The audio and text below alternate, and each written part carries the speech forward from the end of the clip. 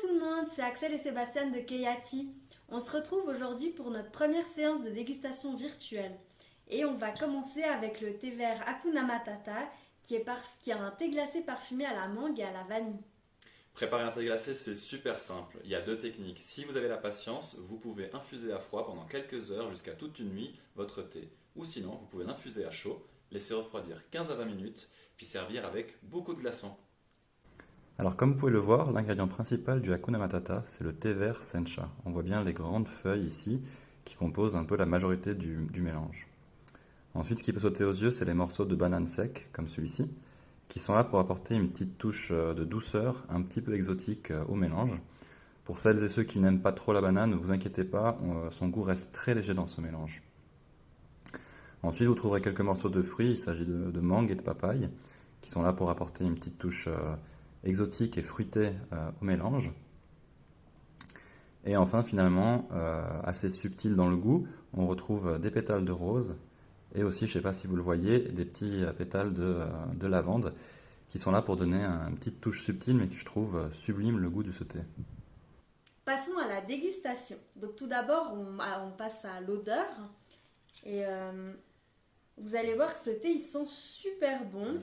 Donc d'abord, on sent l'odeur du thé vert Sencha. Et puis, il y a les notes sucrées apportées par la mangue. Donc ça, c'est les notes plutôt tropicales. Et après, on a les notes douces de la vanille. Et puis, pour finir, on a une note subtile qu'on sent une touche florale apportée par la lavande et la rose. Ouais, il sent super bon. D'ailleurs, moi j'adore le boire au travail et juste le poser à côté de moi parce que rien qu'en l'ayant à côté, on est un peu entouré par son parfum, ça sent super bon. On a l'impression d'être ailleurs, pas au travail, mais plutôt en vacances quelque part sur une île tropicale, je sais pas. Allez, on goûte. Il est trop bon. Donc en fait, on sent plein de goût quand on le boit. On sent d'abord la douceur de la vanille et puis la mangue qui donne un goût fruité exotique. Et puis on sent bien le thé vert qui est très bon. Il est pas trop amer mais il a quand même du caractère. Ouais, puis il est vraiment très puissant en fin de bouche. Longtemps après l'avoir bu, il suffit de bouger un peu la langue et on libère à nouveau plein de parfums sur nos papilles gustatives. On le sent, il reste vraiment très longtemps. Et il a aussi ce petit côté un peu addictif où on a du mal à lâcher le verre, on a envie de continuer à boire. Et vous allez sentir aussi, il y a un petit goût assez subtil. C'est la rose et la lavande. Et je sais pas ce que tu en penses, mais je trouve que ça donne un petit goût. Et c'est ça qui rend le thé vraiment délicieux, je trouve.